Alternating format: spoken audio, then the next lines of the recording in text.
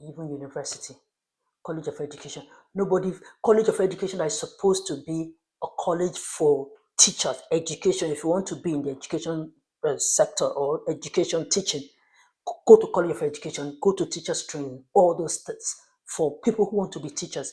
But somehow they've so made teaching profession is no longer dignifying enough. Nobody wants to go to teach. If you see people who are teaching, there are those who just didn't get a job somewhere else, and then teaching becomes their last resort. Nobody goes into teaching again with that passion. Why? Because the government joined in killing it. You'd have built their own standard for them and like build their own standard and then college standard, then polytechnic standard, so that all of them will have their pride of place. But somehow you've made it look like, teaching is nothing because you have just even reduced it. They cannot serve, they cannot do this. So yeah. So we need an overhaul. For teachers, you need to give good incentive. The remuneration must be good. Like awaken that love for the profession, not because of what they want to eat. Let them love what they're doing, so that they'll be able, because it's leaders of tomorrow they are teaching. And now it's telling. It's telling because of the people. The way you're treating the teachers is so telling, because we can see it in the outputs of the students that they're churning out. But in the midst of these difficulties, hope endures. The federal government's recent curriculum reforms, renewed emphasis on technical and vocational education, and the quiet heroism of teachers who still show up every day remind us that all isn't lost.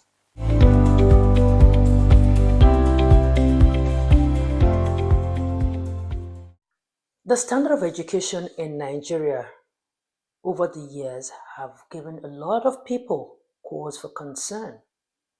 Different forums, different town hall meetings been put together to address the situation. Successive governments watch the education sector go down right before them.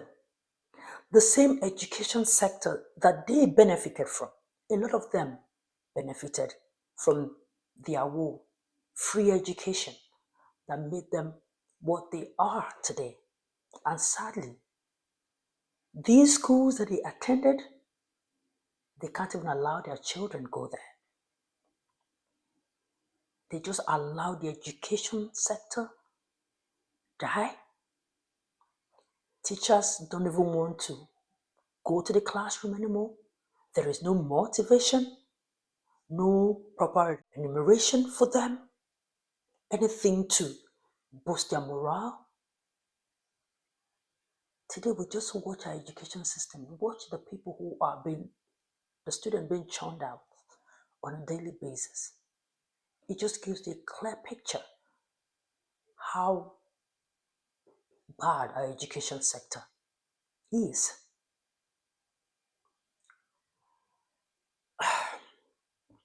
You see, there are some things, there are some areas or some sectors that government should not leave to chance. You see education, you see health, you see these sectors, and those are the ones needing major surgery at the moment. Like I said, successive government did nothing. This government, we are hoping to see something to be done, because we just cannot continue like this. Something needs to be done. Anyway, shall we discuss? All right. If you're new here, my name is Osih-Oyelude. Thank you so much for joining, and don't forget to subscribe, like, and share. You see, I mentioned in my opening that some of these leaders, most of these leaders you see today, the politicians, all of them are a product of free and quality education in Nigeria. The leaders ahead of them that time created a thriving education system that was at par with anyone in the world. The government schools, the missionary schools, mostly run by foreign missionaries all did a good job upholding the standard of education in Nigeria. Once upon a time, a Dangote's child, an Adenuga's child, an Otedola's child can be in the same school with a vulcanizer's child, with a farmer's child. That was how leveling education was at that time. Quality was assured. But like I said, sadly, successive government watched the standard drop so bad that they allowed that gap to be filled by private schools. And in my opinion, a lot of them are so badly run. And the ones that you will say they're of a good standard, how many people can afford it? How many people can afford it? You see, sometimes you will just be maybe with your uncle or auntie in the village and you hear them say, oh, this governor's child or this governor's daughter was my classmate when we were in school. What school did they go to? Either Boys Model College, Girls Model College, Federal Government College, or any of this, maybe any of those missionary schools. Why? Because those were the schools that were there in those days and they were of quality. Everybody wore the same uniform. Everybody had the best education. That standard of education was a leveler. The school system was a leveler. No matter who you are in the society, your child is going to a public school. Can that be said for the public school of today? No, because the government now have an alternative. So it's looking like nobody is paying any attention to the schools because somehow even the poor now, people that are poor are looking for money, save up to manage to put their children in good schools because even somebody who is very poor does not even want the child to go to a government school. Is that bad? Even those who don't have money, they are looking for how to look for money to send their children to private schools. And that is so bad. That is so bad. So previous governments, they didn't act right. Our education system. You see, the health and the education system, how they watch these two sectors just go down remains a mystery, especially knowing the role these sectors play in the society. So now we're not going to be calling the other government, they are not in power. The buck stops on the government of today, the current government. So what are they doing?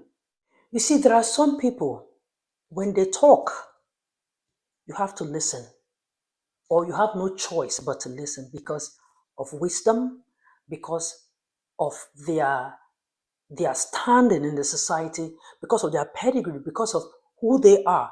They don't talk all the time, but when they talk, people listen to them. They know that their opinion or whatever they are criticizing is not coming from a place of bias. They are not affiliated to any political party. They are speaking truth to power because that is what they don't talk all the time, but whenever they talk for the people. And one of such people is the chairman of Channels Media Group, Mr. John Momo. So when Mr. John Momo criticizes the education system, the government should listen. The government should listen because these are not people who talk all the time. These are not the people who, when they talk, know that like that industry, they should just declare, or that sector, they should just declare a state of emergency because they don't talk all the time. So he was the one that had this speech that was more like an awakening. That what are we doing? We are all watching our education system having like a free fall. Nobody is saying anything. Nobody seems like they are doing anything. Let's listen to him when we come back. We'll talk. The story of secondary education in Nigeria remains a mirror of our national condition, full of promise, yet troubled by persistent challenges. Secondary education in Nigeria today stands at the crossroads. What was once a proud system that produced men and women of character and competence now struggles under the weight of declining standards, neglected infrastructure, and a generation of teachers asked to do much with so little. Today, Nigeria's secondary schools face a crisis of quality, a crisis of equity, and a crisis of purpose. Across Nigeria, we sense a growing trust deficit. Parents doubt schools, fearing that their children are not getting the quality of values they once enjoyed. Schools, on their part, distrust government, worrying about unreliable funding, inconsistent policies, and delayed salaries. And society questions graduates, concerned that many leave school without the skills or ethics to strengthen the nation. So our theme for today calls us to rebuild confidence so that every child can grow in knowledge and integrity. Well, let us examine the three critical relationships: school and government, inconsistent education budgets, policy somersaults, and prolonged strikes, which have all eroded confidence. Public schools often lack laboratories, libraries, and digital infrastructure. The government and society, parents and employers doubt the credibility of public examinations. Citizens see education promises made but not fulfilled. And schools and society, some schools focus narrowly on certificates, not competence. And then examination malpractice and cultism for the weakened confidence. This is not merely a policy problem. It is a moral challenge, because when trust dies, learning itself is compromised. Across Nigeria, classrooms are overcrowded. Laboratories stand idle. And the joy of learning has too often been replaced by frustration and fatigue. The teacher shortage is acute.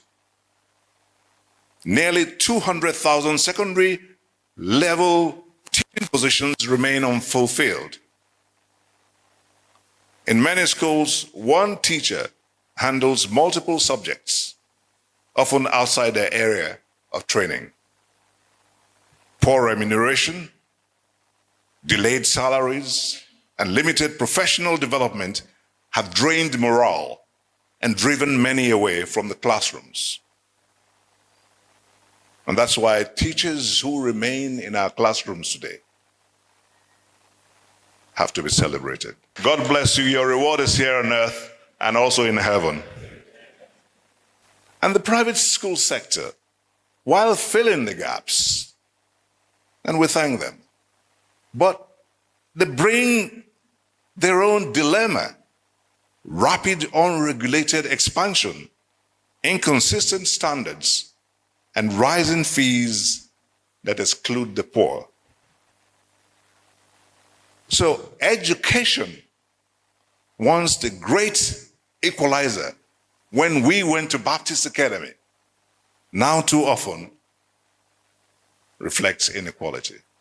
You see, King's College, go and look at almost all the people who went to King's College of those days. You find out that you go to one village in Nigeria, you see somebody who went to King's College with maybe Sanusi, that's the Emir of Kano. You see people when all the people, some top placed people in the society today, go and find out who some of them, their classmates, they are just in the village. Why? Because most times all you just need to know is be intelligent, be a smart kid. No matter who your father is in the society, you go to that school with the richest man's child or a child, daughter, son. Both of you will be in the same school. That was how good our education system was. Nobody was thinking of flying anybody abroad for school. Nobody was thinking about sending any child to any private school. We didn't even have any private school. But the private schools now, they have come now, no regulation, no standard. There is no uniform standard that all of them are operating on. We all want to build a country. We all want to build this country. When we sit down here to talk about things like this, we all want a good country. Nobody is here to shame anybody, because if the country is good, it's good for all of us. But you see, we all have a role to play. Our education system, they need to wake up. So the new policies the government is employing now, hopefully they carry it out. But in the midst of these difficulties, hope endures. The federal government's recent curriculum reforms, renewed emphasis on technical and vocational education, and the quiet heroism of teachers who still show up every day remind us that all isn't lost. Then we too can rebuild, not merely with bricks and mortar, just like our father of the day said, but with vision, integrity, and a shared sense of purpose. Hopefully they work. Let it not just be policy mouth on paper. The ones that is more of, the teachings that will arouse curiosity in our students. I hope that kind of teaching is fully applied in our education system. We don't just want to go cram, write exam, get certificate and go out. We want to know it. We want to be hands-on, do it properly, learn it. Like it will arouse entrepreneurial spirit, like Mr. Momo said. That is what we want. That is how we can build this nation. So yeah, I saw this video and I just thought that really it was something that I should just talk about, because hey, even university, college of education, college of education that is supposed to be a college for teachers, education. If you want to be in the education sector or education teaching, go to college of education, go to teachers training, all those things for people who want to be teachers. But somehow they've so made teaching profession is no longer dignifying enough. Nobody wants to go to teach. If you see people who are teaching, there are those who just didn't get a job somewhere else, and then teaching becomes their last resort. Nobody goes into teaching again with that passion. Why? Because the government joined in killing it. You'd have built their own standard for them, and like build their own standard, and then college standard, then polytechnic standard, so that all of them will have their pride of place. But somehow you've made it look like, teaching is nothing, because you have just even reduced it. They cannot serve, they cannot do, they cannot do this. So yeah. So we need an overhaul. For teachers, you need to give good incentive. Their remuneration must be good. Like awaken that love for the profession, not because of what they want to eat. Let them love what they're doing, so that they'll be able, because it's leaders of tomorrow they are teaching. And now it's telling. It's telling because of the people. The way you're treating the teachers is so telling, because we can see it in the output of the students that they are churning out. Anyway, I just hope that they see videos like this and so many videos that a lot of people are doing, because hey, like I said, we cannot continue like this. A state of emergency has to be declared in the education sector, and fast. Anyway, that's it. Thank you so much for watching. Don't forget to subscribe, like, and share. I see you again in my next video. Bye for now.